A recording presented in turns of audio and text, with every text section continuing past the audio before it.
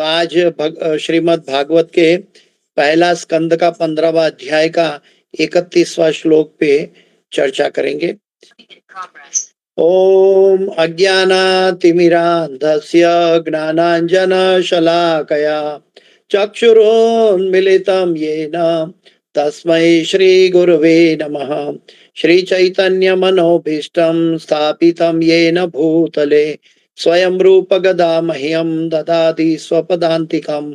वन्देऽहं श्रीगुरु श्रीयुतापदकमलं श्रीगुरु वैष्णवांश्च श्रीरूपं साग्रजातं सहगणा रघुनाथान्वितं तं सजीवं साद्वैतं सावधूतं परिजनसहितं कृष्ण चैतन्यदेवं श्रीराधा कृष्णपादां सहगणा ललिता श्रीविशाखान्वितांश्च।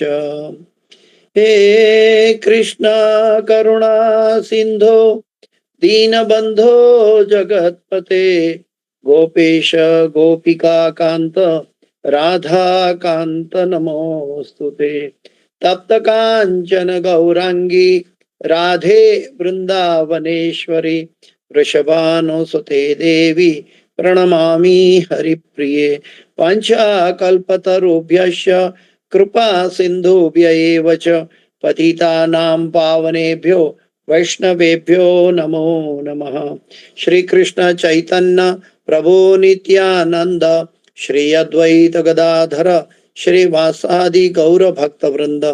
हरे कृष्ण कृष्ण कृष्ण हरे हरे हरे राम राम राम हरे हरे। जयतां सुरतो पंगोर मम मंदमते गतिर मत्सर्वस्व पदाम्भोजो राधा मदन मोहनौ।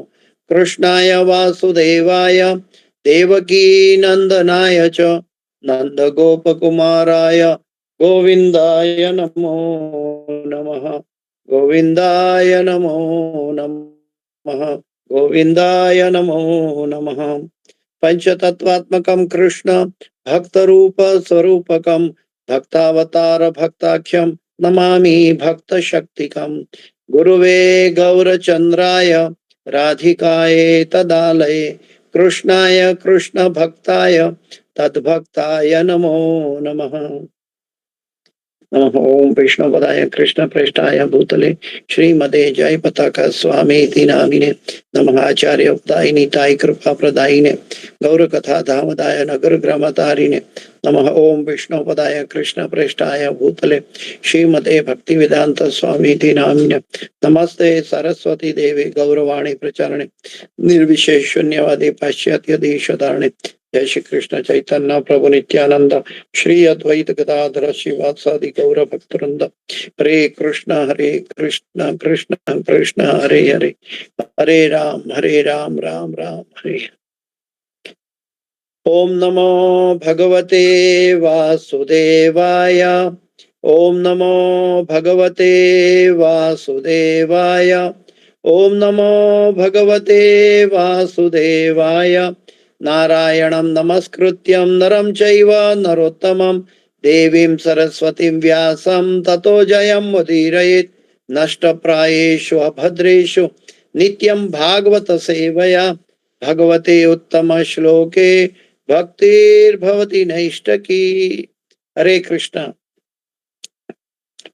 तो पांडवों की सामूहिक निवृत्ति के अंतर्गत श्रीमद् भागवत का पहला स्कंद 15वां अध्याय श्लोक संख्या 31 11531 पांडवों की सामूहिक निवृत्ति।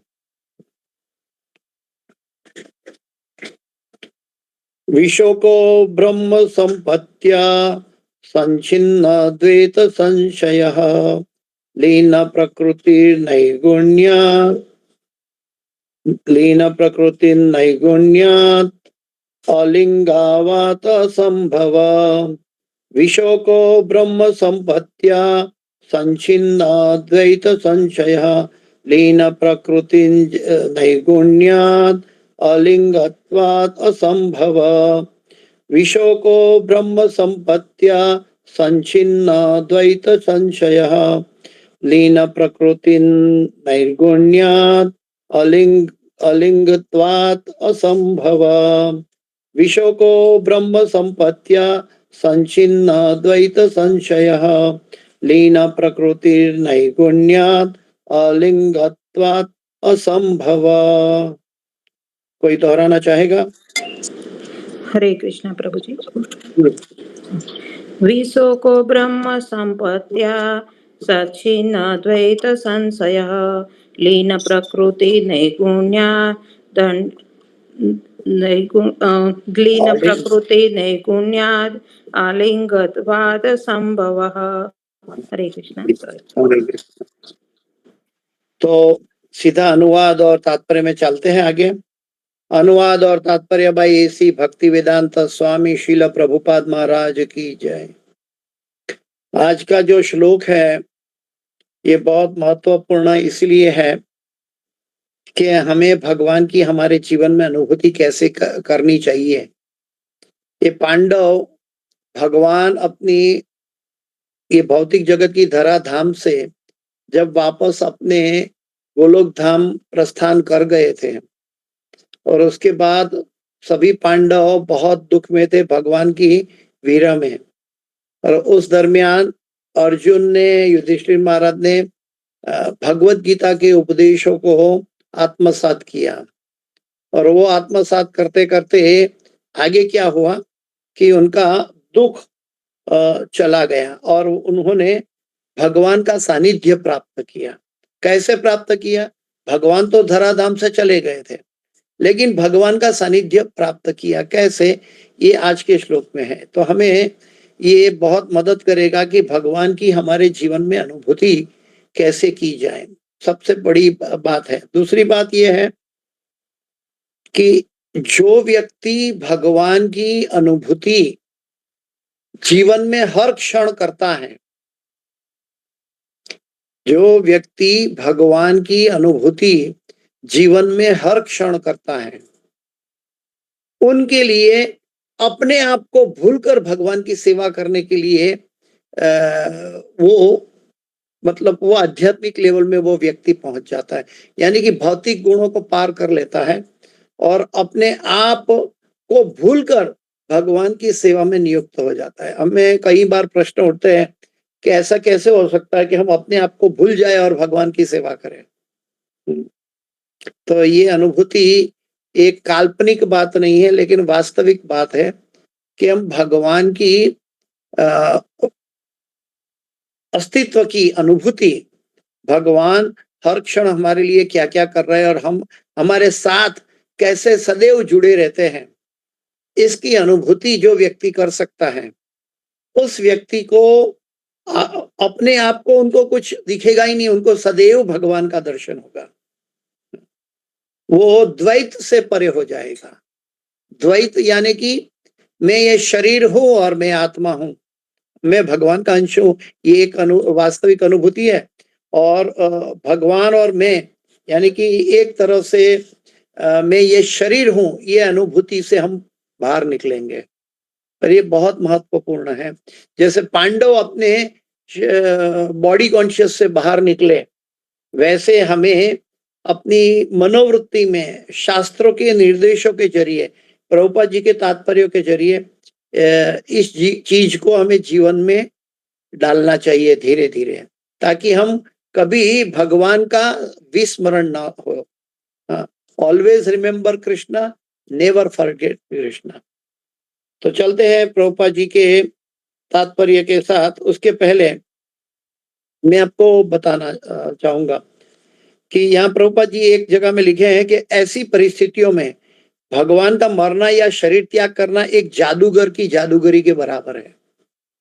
भगवान वैसे कभी मरते नहीं है, भगवान तो शाश्वत है, लेकिन इस भौतिक जगत से अंतर ध्यान हो गए और गोलोक वृंदावन में रहे। जैसे कि सूर्य कभी शाम को मरता नहीं है और सुबह जन्म नहीं लेता। सूर्य अस्त होता हुआ दिखाई देता है, हमारी आंखों से ओझल होता हुआ दिखाई देता है और फिर वही हमारी सामने आंखों से प्रकट होता हुआ दिखाई देता है, जो सूर्यास्त और सूर्योदय कहलाता है। ठीक वैसे ही भगवान का अंतर ध्यान सूर्यास्त और सूर्योदय के बराबर है। जब पूर्ण ज्ञान की आवृत्ति हो जाती है, तब भगवान हमसे कभी भी विलग नहीं होते, एक क्षण के लिए विलग नहीं होते भगवान। तो यहाँ पे प्रभुपाद जी लिखते हैं कि भगवान का शरीर त्याग करना एक जादूगर की जादूगरी जैसा है। जादूगर अपनी कलाबाजियों से दिखाता है कि उसके शरीर के टुकड़े टुकड़े हो गए, वह जलकर राख हो गया या सम्मोहन द्वारा बेहोश हो गया, लेकिन ये सब झूठे प्रदर्शन मात्र होते हैं। वास्तव में जादूगर का शरीर न तो टुकड़े टुकड़े होता है, खंड खंड होता है, न ही जलकर राख होता है, न ही वह मृत होता है, न जादू प्रदर्शन की किसी भी अवस्था के समय वह बेहोश रहता है। इसी प्रकार भगवान भी अनंत शाश्वत रूप है, भगवान का भी अनंत शाश्वत रूप है, और वो जैसे चाहे जब चाहे प्रकट हो सकता है। जैसे कि कंस के द्वारा जब नियुक्त मल्लों के समक्ष मल्लों को भगवान का स्वरूप वज्र के समान दिखाई दिया एक क्षण के लिए, कि कंस के द्वारा नियुक्त मल्लों के समक्ष भगवान वज्र के रूप में प्रागट्य हुए, और शिशुपाल के लिए भगवान जाजल्यवान स्वरूप में दिखे। तो दोनों एक जादूगर की भांति भगवान अपने आप को जब चाहे जैसे चाहे प्रकट कर सकते हैं। जादूगर के रूप में भगवान शाश्वत रूप से विद्यमान है और किसी दशा में नष्ट नहीं होते। भगवान किसी दशा में नष्ट नहीं होते। ये बहुत महत्वपूर्ण सेंटेंस है। इसलिए हमें कभी भी ऐसा मन में नहीं सोचना है कि अर्जुन के समक्ष भगवान थे, हमारे समक्ष नहीं है। भगवान कभी भी कोई भी परिस्थिति में हमसे विलग नहीं होता। ईश्वर सर्वभूतानां हृदय अर्जुन तिष्ठति, ब्रह्मयान सर्वभूतानि ब्रह्मरूढ़ानि मायया। तो इसका निष्कर्ष यह निकला कि भगवान का कोई भौतिक शरीर नहीं होता, अतएव वे कभी नहीं मारे जाते हैं और नहीं अपना दिव्य शरीर बदलते हैं, जैसे कि मनुष्य शरीर बदलता है। तो आइए देखते हैं प्रभुपाद जी के तात्पर्य के साथ आगे। अनुवाद और तात्पर्य भाई ऐसी भक्ति वेदांत स्वामी शिला प्रभुपाद महाराज की जय। आध्यात्मिक संपत्ति से युक्त होने के कारण उसके द्वैत के संशय, पांडवों की बात हो रही है, उसके द्वैत के संशय पूर्ण रूप से छिन्न हो गए। इस तरह वह भौतिक प्रकृति के 3 गुणों से मुक्त होकर अध्यात्म में स्थित हो गया।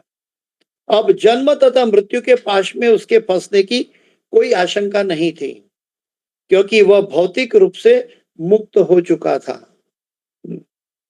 तो मैं फिर से अनुवाद पढ़ता हूं।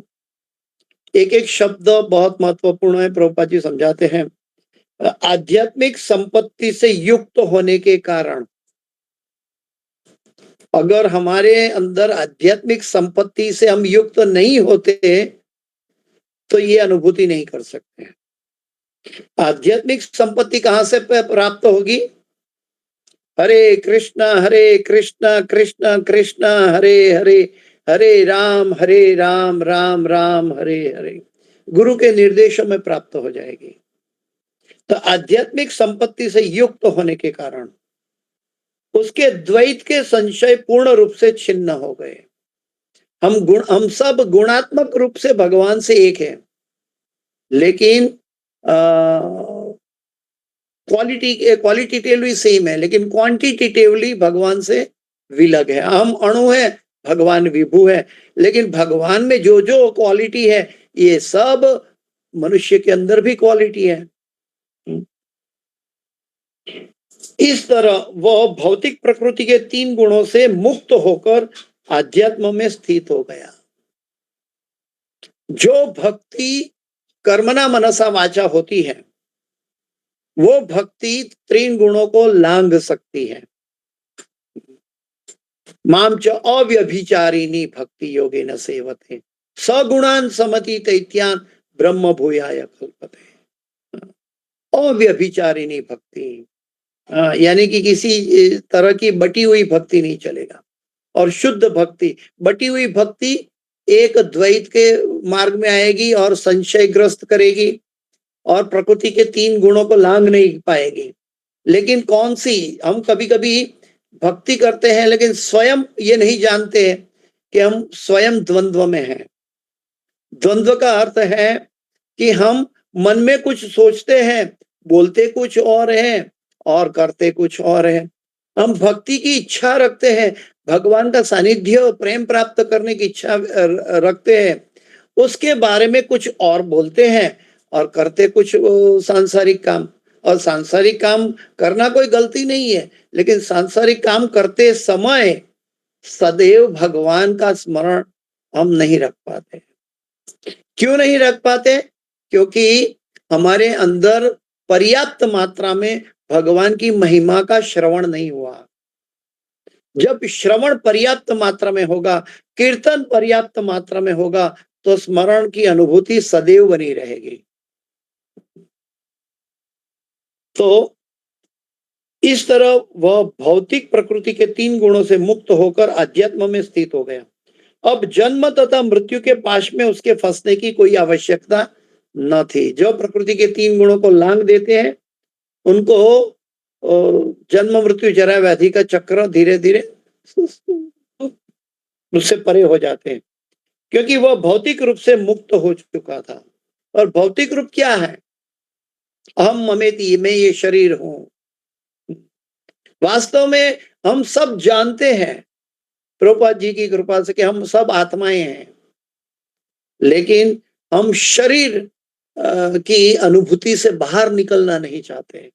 हम डरते हैं कि इस शरीर की अनुभूति से बाहर निकलेंगे तो क्या होगा, मेरा शरीर का अस्तित्व का क्या होगा, मेरे शरीर के रिश्तेदारों का अस्तित्व का क्या होगा, मेरी इच्छाओं का क्या होगा। मुझे पूर्णतः विश्वास नहीं है कि मैं अगर ये शरीर से निकल जाऊं तो मैं क्या कर पाऊंगा। लेकिन जिसको भगवान की अनुभूति भगवत गीता के उपदेशों के जरिए आत्मसात कर लेते हैं, पांडवों की तरह, उनको ये संशय नहीं होता। संशय आत्मा विनश्यति। हमें मृत्यु का डर इसीलिए है, हम संशय आत्मा हैं। और वो संशय को मिटाने के लिए वास्तव में हमारे पास सबसे पहले श्रद्धा की आवश्यकता है। श्रद्धा सबको है, भगवान पर, गुरु पर, सबको है। लेकिन इतनी श्रद्धा बढ़ जाए कि भगवान की अनुभूति सदैव रहे, चाहे मैं ये शरीर में रहूं या ना रहूं, क्या फर्क पड़ता है। भगवान तो सदैव मेरे साथ जुड़े हुए हैं। प्रभुपाद जी वृंदावन छोड़कर अमेरिका गए थे अपने गुरु के आदेश के पालन के लिए, भगवान की नाम का प्रचार के लिए। लेकिन प्रभुपाद जी कहते हैं कि एक तरह से मुझे अनुभूति होती है कि मैं वृंदावन से बाहर हूं, लेकिन प्रभुपाद जी साथ साथ ये भी कहते हैं कि मैंने कभी वृंदावन नहीं त्याग किया। मैंने कभी अपने गुरु का सानिध्य का विलगता प्राप्त नहीं हुई। मैं सदैव मेरे गुरु के सानिध्य में रहा, उनकी उपदेशों के जरिए, उनकी उपदेशों का पालन के जरिए। और मैं सदैव कृष्ण की नाम की महिमा का प्रचार करता हूं, सदैव कृष्ण की करुणा देखता हूं चारों ओर प्रसरी हुई। ये करुणा को देखकर मैं कभी वृंदावन से विलग होता ही नहीं हूं। तो ये एक आर्टिफिशियल इम्पोजिशन नहीं है, वास्तविकता यही है। लेकिन हम आर्टिफिशियल इम्पोजिशन में, शारीरिक बॉडी कॉन्शियस में रहते हैं। जो ये माया का प्रभाव है, जो सही है वो गलत दिखता है, जो गलत है वो सही दिखता है। प्रभुपाद जी लिखते हैं तात्पर्य में कि द्वैत के संशय देहात्म बुद्धि की गलत धारणा से प्रारंभ होते हैं, क्योंकि अल्पज्ञ लोग शरीर को ही आत्मा मान लेते हैं। लेकिन शरीर आत्मा नहीं है, शरीर आत्मा नहीं है, आत्मा शाश्वत है, शरीर नाशवंत है। हम सब जीवों ने कहीं ना कहीं किसी को मरते हुए देखा है और स्मशान में जलाते हुए भी देखा है। नहीं देखा है तो सुना है, अनुभूति किया है। कहने का तात्पर्य है कि शरीर तो मर गया, तो आत्मा तो शाश्वत है। तो वो कैसे हो सकता है कि वो शाश्वत है तो फिर उनको जलाया गया? आत्मा कभी जलती नहीं है, वो तो दूसरे अध्याय में गीता में कह दिया भगवान ने। अर्जुन के पास जो समस्या थी, उस समस्या हमारे जीवन में भी है। हमें भी इस द्वंद्व से बाहर निकलना है। अर्जुन भी भगवान के उपदेशों पर पूर्णतया आश्रित रह गया, इसलिए परिवारों को बारे में न सोचकर भगवान के आदेशों के जरिए महाभारत का युद्ध जीता। ठीक वैसे ही हम भी हमारा भव सागर मनुष्य जीवन का युद्ध जीत सकते हैं, भगवान के आदेशों का पालन करके। आइए देखते हैं कि पांडवों ने क्या किया। हमारी अज्ञानता का सबसे मूर्खतापूर्ण अंश यह है कि हम सब भौतिक शरीर को ही आत्मा रूप में पहचानने लगते हैं। अज्ञानतावश शरीर से संबंध प्रत्येक वस्तु को अपनी निजी मान लिया करते हैं, लेकिन वो कुछ भी मेरी नहीं है, सब मैं और मेरा के ऊपर चलता है। मैं और मेरा की भ्रांत धारणा से उत्पन्न संशय, दूसरे शब्दों में मेरा शरीर, मेरा संबंधी, मेरी संपत्ति, मेरा पत्नी, मेरी संतान, मेरा धन, मेरा देश, मेरा समाज, ये सब द्वंद्व यानी कि भौतिक धारणा में हम लिप्त रहते हैं तथा इस प्रकार के सैकड़ों और हजारों भ्रामक विचारों में बद्ध जीव के लिए मोह उत्पन्न करने वाले होते हैं। सब मेरा मेरा करेंगे तो मोह उत्पन्न होगा, और जो मेरा नहीं हो पाएंगे उसके लिए हम युद्ध करेंगे। हाँ, ये एक आसुरिक भावना है। वास्तव में शरीर भी मेरा नहीं है, जिसको पकड़ के मैं मेरा सारा जीवन बिताता हूँ। हाँ, जो मेरी आत्मा उसके को आवरण बनाकर ये शरीर बना, ये शरीर को लेकर मैं सारा जीवन जीता हूँ, लेकिन ये आवरण भी मेरा नहीं है। अगर शरीर मेरा नहीं है तो शरीर के रिश्ते मेरे कैसे हो सकते हैं? शरीर की पत्नी, शरीर के संतान, शरीर के धन, शरीर का समाज, शरीर का देश, ये कैसे हो सकता है? हम सब तो आत्माएं हैं। या तो ये आत्मा की भ्रामक अवस्था हम मान लेते हैं, इसलिए ये बात से हम बाहर नहीं निकलते हैं।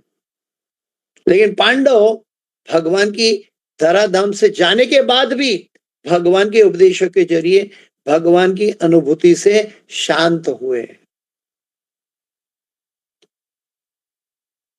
किंतु भगवत गीता के उपदेशों को आत्मसात करने से मनुष्य निश्चित रूप से ऐसे मोह से छुटकारा पा सकता है, क्योंकि वास्तविक ज्ञान तो यह जान लेना है कि भगवान वासुदेव या भगवान कृष्ण ही सब कुछ है। बहुनाम जन्मनाम अन्ते ज्ञानवामं प्रपद्यन्ते वासुदेवम सर्वमिति स महात्मा सुदुर्लभ। तो ये बहुत महत्वपूर्ण है कि हमें कैसे भगवान का नित्य स्मरण रहना चाहिए। कभी कभी भक्तों का संग छूट जाता है ने, तो हमारा भगवान का स्मरण भी कभी कभी छूट जाता है भौतिक जगत के अंदर। भगवान का स्मरण के लिए हमें सदैव भक्तों के, गुरु के, साधु और गुरु और शास्त्र के सानिध्य में रहना चाहिए। श्रीमद् भागवत से एक उदाहरण प्राप्त होता है। भरत महाराज ने यह अनुभूति कर ली कि भगवान को प्राप्त करने के लिए उन्होंने सारे दुनिया का साम्राज्य छोड़ दिया। वो भगवान ऋषभ देव के पुत्र थे, उनके नाम से भारतवर्ष कहा गया। वो भरत महाराज, क्योंकि वो अकेले जाके भगवान के सानिध्य प्राप्त करने के लिए, भक्ति प्राप्त करने के लिए उन्होंने सारा राजपाट छोड़ दिया, लेकिन वहां भक्तों की संगति न होने के कारण वो हिरण रूपी माया में फंस गए। जैसे विश्वामित्र मुनि 10,000 साल तक तपस्या कर ली, लेकिन भक्तों की संगति न होने के कारण मेनका में फंस गए। लेकिन जो भगवान का भक्त है वो कभी फंसता नहीं। वो जिसका सानिध्य करता है उसको शाश्वत मानता है। जैसे कि नामाचार्य हरिदास ठाकुर, वो तुलसी जी के पास बैठकर हरिनाम जप करते थे, तो उनको तुलसी का पौधा पौधे के रूप में नहीं, बल्कि साक्षात तुलसी महारानी के रूप में उन्होंने भगवान का नाम जप किया।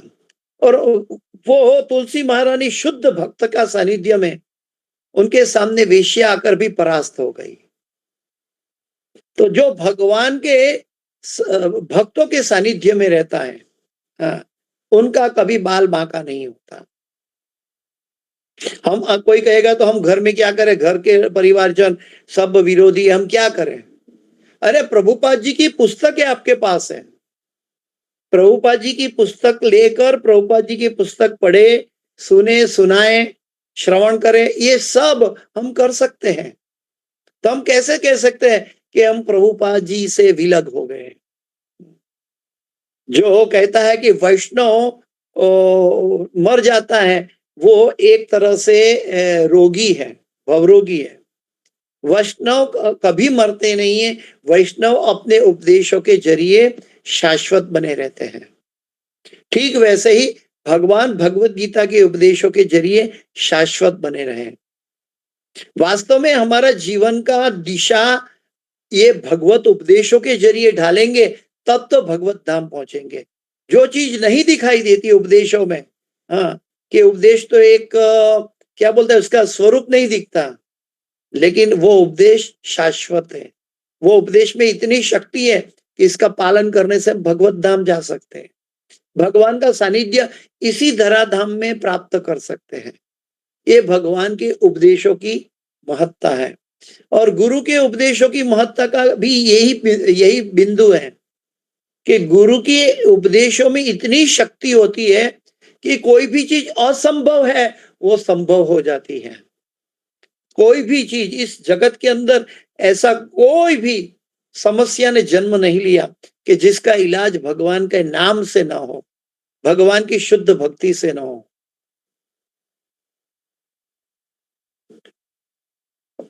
तो आगे आगे कहते हैं कि प्रत्येक वस्तु उनकी शक्ति की आंशिक अभिव्यक्ति है। शक्ति तथा शक्तिमान अभिन्न है, राधा और कृष्ण अभिन्न है, फिर भी अपने आनंद के लिए उन्होंने दो रूप में विस्तारित किया। अतएव पूर्ण ज्ञान के प्राप्त होते ही द्वैत का भाव समाप्त हो जाता है। द्वैत का भाव का मतलब है हम गुणात्मक रीत से भगवान से एक है, इसलिए हमें कोई चिंता करने की आवश्यकता नहीं है। हम भगवान के अंश है, हम अणु है, विभू भगवान है, और हम ये शरीर नहीं है। लेकिन भगवान के अंदर जो जो शक्ति है वही शक्ति हमारी आत्मा में है। जो भगवान शाश्वत है उस तरह मेरा आत्मा भी शाश्वत है, और जब शाश्वतता है तो डर किसका? इस जगत के अंदर हमारा अस्तित्व टिकाए रखने की समस्या सबसे बड़ी है, अस्तित्व। लेकिन हम अपनी आत्मा का अस्तित्व भगवान के साथ जुड़ा है और वो शाश्वत है, तो बनाए रखने की चिंता ही कहां है?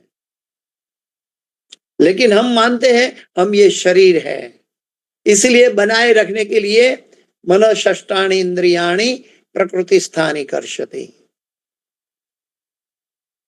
तो पूर्ण ज्ञान होने के प्राप्त होने के होते ही द्वैत भाव से द्वैत का भाव समाप्त हो जाता है। जो ही अर्जुन ने भगवत गीता के उपदेशों को ग्रहण किया जिसमें वह दक्ष था, क्यों ही उसने साक्षात सखा भगवान कृष्ण के संबंध में उसका भौतिक बोध मिट गया। भौतिक बोध क्या था? कि भगवान मेरे साथ थे, और भगवान मेरा हम सबकी रक्षा करते थे, भगवान हमारे साथ सदैव जीवन में साथ में जुड़े रहे, इसलिए हमारी रक्षा हो पाई। लेकिन वो द्वैत भाव से परे हो गए अर्जुन। क्यों, कैसे परे हो गए? भगवत गीता के उपदेशों में के जरिए। अगर हम भगवत गीता के उपदेशों के जरिए हम ये चीज में दक्ष नहीं हो पाते तो हम द्वंद्व में सारा जीवन बिताते हैं, और द्वंद्व तब तक रहता है जब तक अज्ञानता फैली रहती है।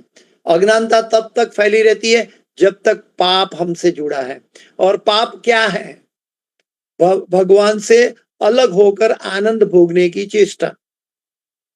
तो भगवान से अलग होकर शरीर के इंद्रियों के जरिए आनंद भोगने की चेष्टा। हाँ, ये भगवान से विलग होकर आनंद भोगने की चेष्टा। वास्तव में हम ये शरीर है ही नहीं, तो उसकी इंद्रियों से आनंद भोगने की इच्छा, ये तो मूर्खता है। हम तो वास्तव में हम आनंदमय अभ्यास है। वास्तव में आत्मा का स्वरूप आनंद का है। तो हम किस आनंद को खोजते हैं? जो आनंद शरीर में लुप्त हो गया। वास्तव में शरीर में लुप्त नहीं हो गया, पापमय परिस्थिति का कारण शरीर का आवरण ने आत्मा को कवर कर दिया। तो जिसने भगवान के भगवत गीता के उपदेशों को ग्रहण किया, वही उसके शाश्वत सखा भगवान कृष्ण के संबंध में उसका भौतिक बोध मिट गया। भौतिक बोध मिट गया। विश्वरूप दर्शन के समय भी भगवान ने उनको दिव्य चक्षु दी, तो उनकी भौतिकता खत्म हो गई।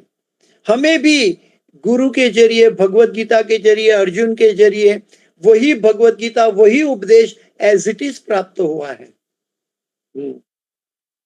हम भी गुरु के जरिए आध्यात्मिक संपदा इकट्ठी कर सकते हैं, और वो आध्यात्मिक संपदा के जरिए हम ये चीज को वास्तव में यथारूप में देख सकते हैं कि कैसे सभी भगवान की शक्तियां काम कर रही है, कैसे आत्मा के रूप में सारे जीव चारे तरफ बिखरे पड़े हैं और सब अपने अपने कार्यों में नियुक्त है। जैसे भगवान नचाते हैं, वैसे भगवान सभी जीव कार्य करते हुए दिखाई देते हैं। उसे यह अनुभव हुआ कि भगवान अपने उपदेश के द्वारा, अपने रूप, लीलाओं, गुणों इत्यादि के द्वारा अब भी उसके समक्ष उपस्थित है। जो व्यक्ति शाश्वतता से नाता जोड़ता है और अपनी अनुभूति शाश्वतता के साथ करता है भगवान के अंश के रूप में, उनके लिए भगवान सदैव उनके नजर के समक्ष, उनके अंतरात्मा में सदैव वास करते हैं। भगवान वैसे तो एक क्षण के लिए जीव को विलग नहीं करते, चाहे हम कीड़ी में क्यों ना हो, चाहे हम नरक में क्यों ना हो। भगवान कोई भी आत्मा से विलग नहीं होते, लेकिन क्योंकि हमें शरीर के आवरण से हम भगवान, हमारी चमड़ी की आंखों से हम भगवान का दर्शन नहीं कर पाते, हम हमारी बुद्धि से भगवान का दर्शन नहीं कर पाते, क्योंकि हमारा शरीर प्रकृति के 3 गुणों के द्वारा बद्ध है। और इसीलिए प्रकृति के 3 गुणों से लांघना है, तो वहां डुप्लीसिटी, द्वैत भाव नहीं होना चाहिए। हम मन में कुछ सोचेंगे, बोले कुछ और करेंगे कुछ, तो ये तो द्वैत भाव हो गया। भगवान के धाम में जो भी शाश्वत जीव है, भगवान की सेवा में सदैव नियुक्त है, कभी भी एक क्षण के करोड़वें हिस्से में भी वो द्वैत भाव में नहीं रहते हैं, वो भगवान की सेवा में निमग्न रहते हैं। वह अर्जुन अनुभव कर सका कि उसके मित्र भगवान कृष्ण विभिन्न अद्वैत शक्तियों में अपनी दिव्य उपस्थिति के कारण अब भी उसके समक्ष उपस्थित थे। अद्वैत शक्तियों में, अद्वैत यानी कि 2 नहीं है, एक ही है। एक तरह से हम भगवान और जीव गुणात्मक दृष्टि से एक है, लेकिन इसका अर्थ ये नहीं है कि हम भगवान हैं। ये मानना भी गलत है। ये अद्वैतवादियों उसका गलत अर्थ निकालेगा कि मैं ही भगवान हूं, तो वो गलत बात है। अद्वैत 2 नहीं है, एक ही है। हाँ, गुणात्मक दृष्टि से हम अद्वैत है भगवान से, लेकिन वास्तविक भौतिक शरीर की दृष्टि से हम द्वैत है। तो अद्वैत का सिद्धांत जब तब सही है जब हम आत्मा के प्लेटफॉर्म पर देखते हैं भगवान का सानिध्य।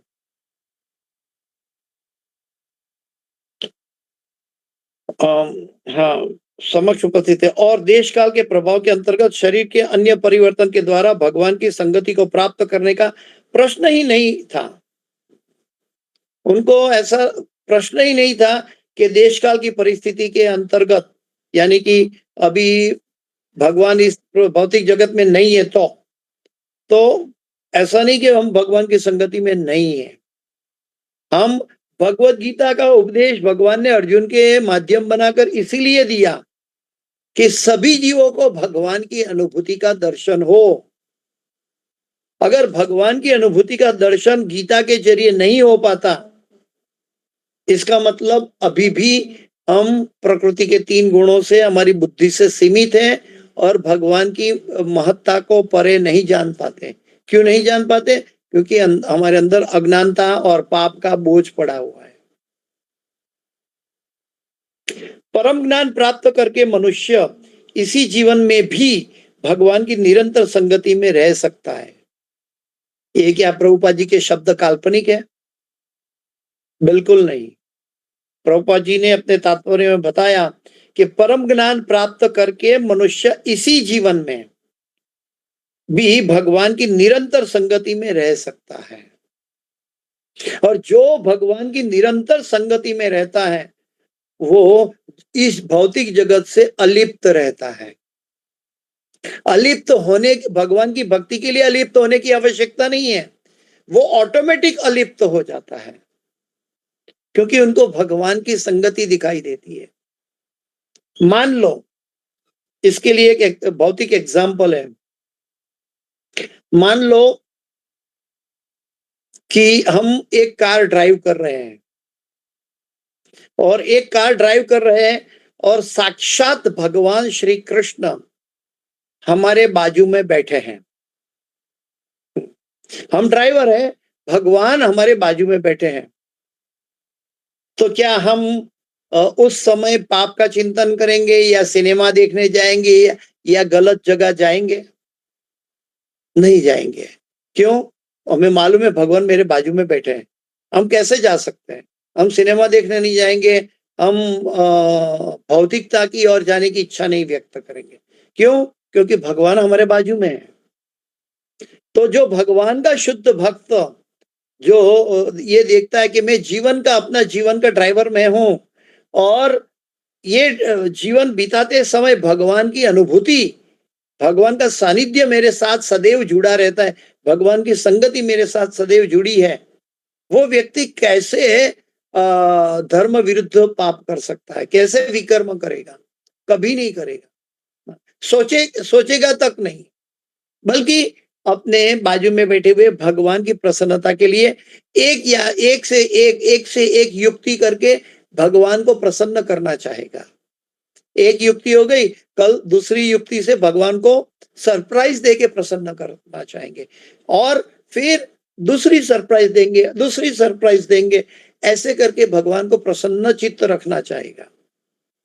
आनंदम बुद्धिवर्धनम प्रतिपदम, जो भगवान को प्रसन्न करना चाहते हैं वो अनेक युक्ति के जरिए भगवान को प्रसन्न कर सकते हैं, लेकिन जिसकी बुद्धि कुंठित है उसके मन में ऐसा विचार प्रकट ही नहीं हो पाता।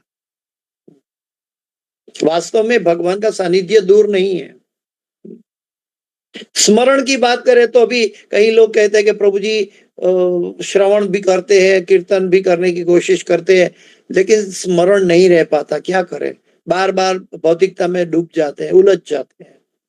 उसका जवाब यही है, भागवत कहता है कि हमें पर्याप्त मात्रा में श्रवण और कीर्तन नहीं किया है, पर्याप्त मात्रा में भक्तों का संग नहीं किया है, पर्याप्त मात्रा में भगवत गीता के उपदेशों को जीवन में डाला नहीं है। अर्जुन के सामने भगवान थे, वो 2 घंटे में भगवान गीता का उपदेश अपने जीवन में डालकर महाभारत का युद्ध जीत गया। लेकिन हम पूरा जीवन भर भगवत गीता का अभ्यास करके भी उसके प्रति हमारा जीवन नहीं डालते हैं। ये हमारी पापमय अवस्था है। यदि केवल परमेश्वर का श्रवण, कीर्तन, चिंतन तथा पूजन करें, परम ज्ञान प्राप्त करके मनुष्य इसी जीवन में भी भगवान की निरंतर संगति में रह सकता है। यदि वह केवल परमेश्वर का श्रवण, कीर्तन, चिंतन तथा पूजन करे। मन मना भव मद भक्तो मद्याजी माम नमस्कुरु मामे वश्यसि सत्यम ते प्रति जाने प्रियोसी में। इसी जीवन में मनुष्य उन्हें देख सकता है, ये प्रभुपाद जी के तात्पर्य का अंडरलाइन सेंटेंस में पढ़ रहा हूं। प्रभुपाद जी कहते हैं कि इसी जीवन में मनुष्य उन्हें देख सकता है, तो ये काल्पनिक नहीं कैसे हुआ? ये काल्पनिक, अगर 5 साल के प्रहलाद महाराज या ध्रुव महाराज उनका उनका अस्तित्व भगवान का प्राकट्य को हर समय हर जगह देख सकते हैं, तो हम क्यों नहीं देख सकते? क्योंकि हमारे अंदर वो मैल नहीं धुला है। प्रहलाद महाराज और ध्रुव महाराज ने तपस्या करके अपना मैल धो दिया। गुरु महाराज ने हमें हमारा मैल धोने का बहुत पोटेंट डिटर्जेंट दिया है, आध्यात्मिक जगत का डिटर्जेंट दिया है। कौन सा? हरे कृष्ण कृष्ण कृष्ण हरे हरे, हरे राम राम राम हरे हरे।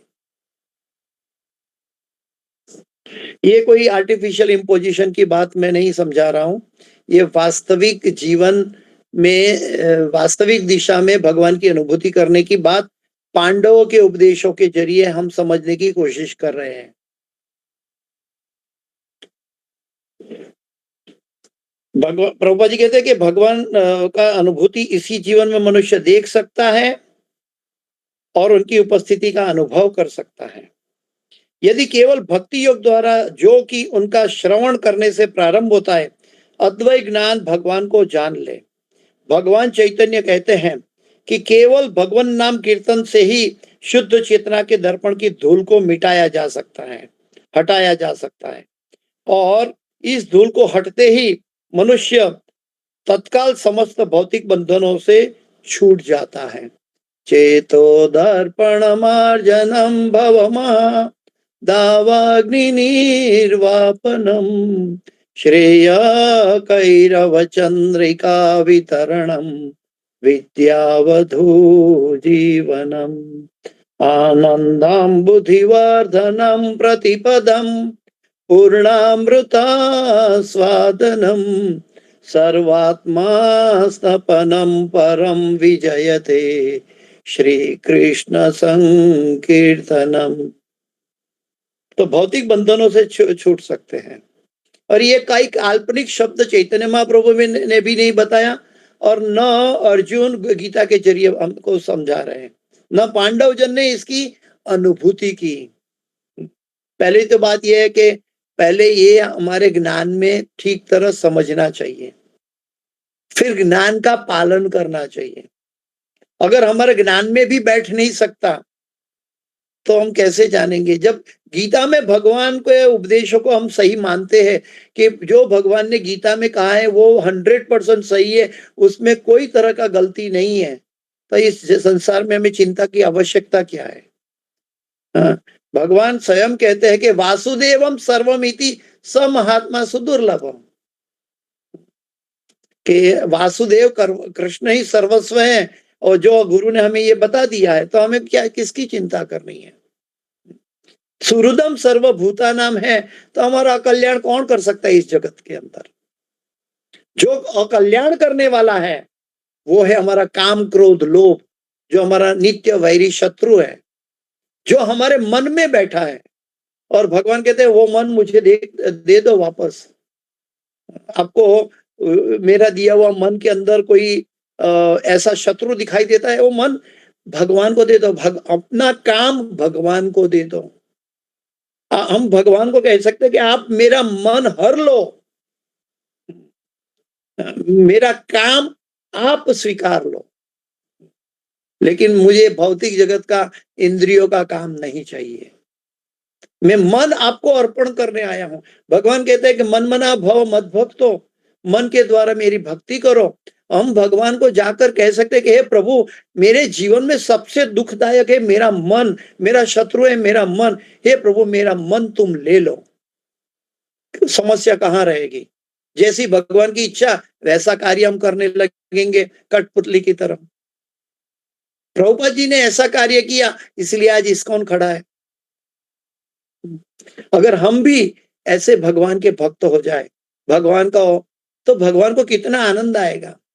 पहली बात तो यह है कि भगवान की इच्छा को पूरी करना है, एक परिस्थिति है।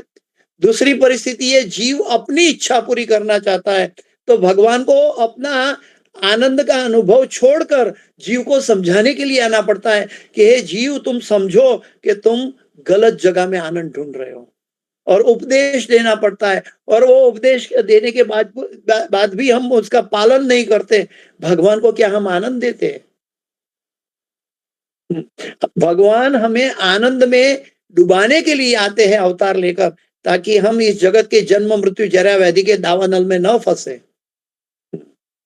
लेकिन हमारा इतना दुर्भाग्य है, दुर्दैव में दृशमी जनिनानुराग, ये मेरा इतना दुर्भाग्य है कि भगवान के नाम के प्रति मेरे अंदर रुचि और आसक्ति पैदा नहीं हुई है।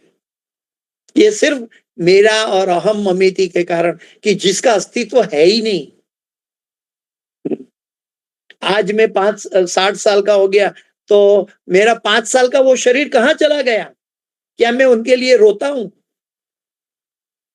तो मैं 60 साल, 70 साल, 80 साल के बाद अगर शरीर छोड़ूंगा, तो उसके लिए मुझे क्यों रोना है? मैं 5 साल में भी शाश्वत था, आज भी वही नाम से जाना जाता हूं। मैं अपने आइडेंटिफाई भी वही नाम से कर रहा हूं, दुनिया भी मुझे वही नाम से जानती है। तो हमारा वैसे ही हमारा अस्तित्व भगवान का अंश है। जो व्यक्ति भौतिक नाम के पीछे पागल होता है, भौतिक श्रेष्ठता के नाम प्रतिष्ठा के पीछे पागल होता है, वो व्यक्ति भगवान का समय बिगड़ रहा है। वो व्यक्ति अपना तो पतन कर रहा है, भगवान से विमुख हो रहा है, वो अज्ञानता के सागर में डूबता जा रहा है। जो व्यक्ति को नाम प्रतिष्ठा की पड़ी नहीं है, जो व्यक्ति सिर्फ भगवान को प्रसन्न करने की चेष्टा करता है, तो भगवान के उसके लिए एक क्षण भी दूर नहीं रहते। भगवान उनके साथ वार्तालाप कर सकते हैं, लेकिन वो शुद्धता चाहिए। ये साहजिया नहीं बनना है। हमें, हमारा क्वालिफिकेशन है कि हम साहजिया दुनिया को दिखाने के लिए भगवान से बात करना नहीं है। भगवान से बात करने का मतलब है कि आत्मा परमात्मा से बात कर रहा है, शरीर का उसमें कोई अवकाश नहीं है। भले शरीर का उपयोग कर ले, भले हम माइक और स्पीकर का उपयोग कर ले, लेकिन वास्तव में आत्माएं सब जगह फैली है और परमात्मा के उपदेशों में हम सब बैठे हुए हैं।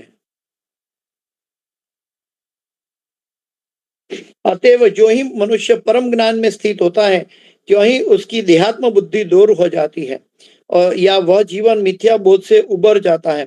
इस प्रकार आध्यात्मिक अनुभूति में शुद्ध आत्मा का कार्य फिर से चालू हो जाता है। आत्मा तो चेतना है, और चेतना means always active. Always active का अर्थ है वो बिल्कुल निष्क्रिय बैठ ही नहीं सकता। तो जैसे शरीर में वो कार्य करता था, भगवान से विमुख होकर, शरीर की परवाह न करके भगवान का सानिध्य के लिए कार्य करने लगा, वो है भक्त। वो शरीर का उपयोग करता है, माइक का उपयोग करता है, स्पीकर का उपयोग करता है, टेक्नोलॉजी का उपयोग करता है, लेकिन उसका उद्देश्य सिर्फ भगवान से जुड़ा हुआ है। क्या उसको फिलिप्स का माइक या स्पीकर से आसक्ति हो जाती है? क्या उसको टेक्नोलॉजी के सीखने के लिए उसका जीवन लगा देता है? नहीं। उसका उपयोग करने के समय ऐसा सोचता है कि ये माइक कैसे बना, चलो मुझे अभ्यास करना है, ये स्पीकर कैसे बना, चलो मुझे अभ्यास करना है। नहीं, हम तो भगवान की महिमा, उसका उपयोग भगवान की महिमा के लिए कर लेते हैं, माइक का हो, स्पीकर का हो।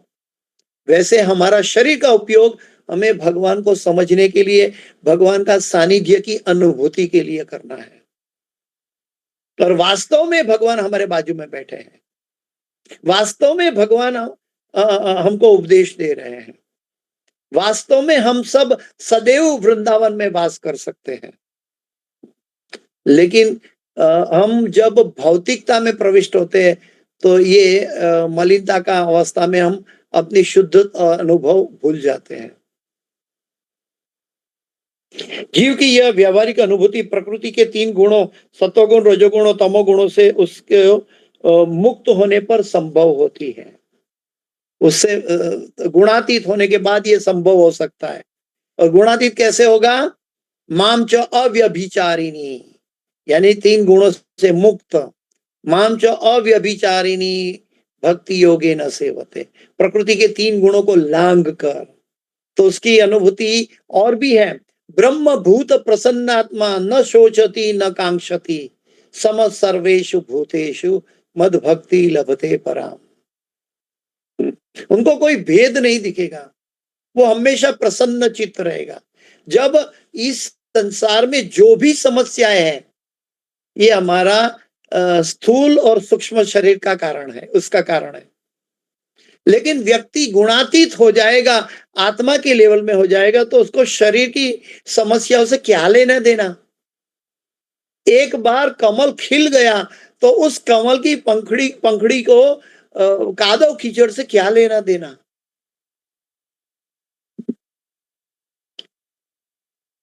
तो भगवत कृपा से शुद्ध भक्त तुरंत भगवत धाम को चला जाता है और भक्त की पुनः बद्ध जीवन में फंसने की कोई संभावना नहीं रहती। मामेव ये प्रपद्यन्ते माया में ताम तरंती थे। जब तक मनुष्य में प्रामाणिक शास्त्रों द्वारा, ये अंडरलाइन है, भक्ति मनोधर्म से नहीं होनी चाहिए। प्रभुपाद जी लालटेन दिखाकर समझा रहे हैं कि जब तक मनुष्य प्रामाणिक शास्त्रों के द्वारा नियत की गई भक्तिमय सेवा के द्वारा, यानी कि शास्त्रों ने जो दिखाया उस तरीके से हमारी सेवा, भक्ति सेवा होनी चाहिए। शास्त्रों में तो वहां तक बताया, वरा पुराण में पहले भी मैं बता चुका हूं, वरा पुराण में तो ये वहां तक बताया कि जब तक हमारी भक्ति शास्त्रोक्त नहीं हुए, शास्त्रोक्त ज्ञान के जरिए भक्ति की दिशा नहीं है, और जब तक हमारे अंदर पंचरात्रि की विधि के जरिए जीवन को मोड़ा नहीं है, भगवान की सेवा की नहीं है, तब तक हम भगवान का सानिध्य प्राप्त नहीं कर पाते। चाहे करोड़ों जन्म हो जाए, करोड़ों वर्षों तक हो जाए, हम भगवान का सानिध्य प्राप्त नहीं कर पाएंगे। कब? जब तक हम शास्त्रोक्त भक्ति नहीं करेंगे। यानी कि भक्ति के लिए प्रकृति के ग्रस्त, 3 गुणों के ग्रस्त हुआ मन और बुद्धि को लांघना होगा। ब्रह्म भूत प्रसन्नात्मा न शोचति न कांक्षति। न शोचति तब होता है कि उसको भौतिक शरीर से, भौतिक परिस्थिति से क्या लेना देना। वो तो कैसे भगवान से जल्दी से जुड़ा जाए, वही आनंद का अनुभूति है उनका। नरसिंह मेहता को किसने कह दिया अपनी पत्नी चली गई, तो नरसिंह मेहता, सब लोग सोचेंगे कि नरसिंह मेहता को बहुत दुख होगा, उनकी पत्नी चली गई, उनको बहुत सहाय करती थी। और नरसिंह मेहता तो अपने शामल शाह सेठ की सेवा में नियुक्त थे। उन्होंने कहा भलू थयु भांगी जंजाल सुखे भजे सुश्री गोपाल। ये उनकी शुद्ध अवस्था है। उसका मतलब ये नहीं था कि उनकी पत्नी से उनका द्वेष था या उनकी पत्नी उनकी भक्ति में ऑब्स्टिकल थी, नहीं। वो जो पत्नी की भी चिंता करनी है, वो चिंता भी छूट गई, अभी मैं कृष्ण के प्रति एकाग्र हो पाऊंगा। लेकिन हम भौतिक संसारी लोग क्या होता है, उसी दुख में भगवान को भूल जाते हैं और दुख बढ़ाते जाते हैं आसक्ति में। जब तक मनुष्य में प्रामाणिक शास्त्रों द्वारा नियत की गई भक्तिमय सेवा के द्वारा आवश्यक आध्यात्मिक दृष्टि प्राप्त नहीं हो जाती, तब तक उसे भगवान की उपस्थिति का अनुभव नहीं हो पाता। और ये काल्पनिक नहीं है। ये बातें सुनकर कई बार साहजिया कहते हैं आज मेरे लाला ने मेरे साथ बात कर ली।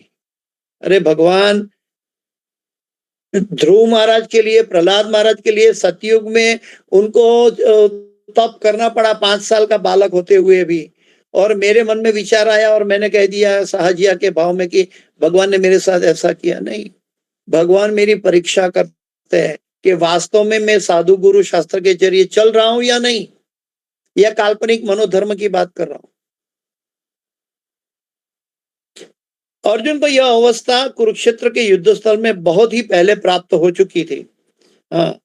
अतएव जो ही उसे भगवान की अनुपस्थिति का अनुभव हुआ, अभी प्रभुपाद जी कंक्लूजन में कह रहे हैं हमारे जैसे लोगों के लिए कि जैसे ही अर्जुन को भगवान की अनुपस्थिति का अनुभव हुआ कि तुरंत ही उसने भगवत गीता के उपदेशों को आश्रय ले लिया और इस तरह वो अपनी मूल स्थिति को फिर से प्राप्त हो सका।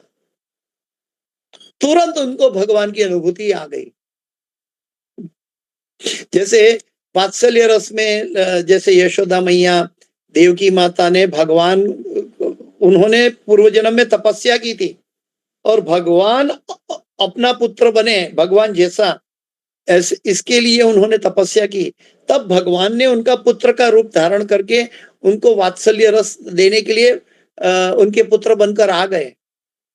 लेकिन श्रीमद् भागवत के तीसरे स्कंद में हम देखते हैं कि देवहूति माता भी, देवहूति माता का पुत्र भी भगवान कपिल है। वहां देवहूति माता ने कोई तपस्या नहीं की है कि भगवान मेरा पुत्र बनकर आए, लेकिन देवहूति माता की जो प्रार्थना है भगवान के लिए, भगवान को समझने के लिए, भगवान की अनुभूति जीवन में लाने के लिए, वो दिव्य है। देवहूति माता की प्रार्थना के अंतर्गत हम समझ सकते हैं कि उसमें भगवान की सारी शक्ति का निरूपण किया गया है। वो अपनी संतान को एड्रेस कर रही है एक भौतिक दृष्टि से, भगवान कपिल देव को, लेकिन वो जानती है कि मेरी संतान स्वयं पूर्ण पुरुषोत्तम भगवान है। मैं माता हूं, लेकिन मैं उनको प्रणाम करती हूं।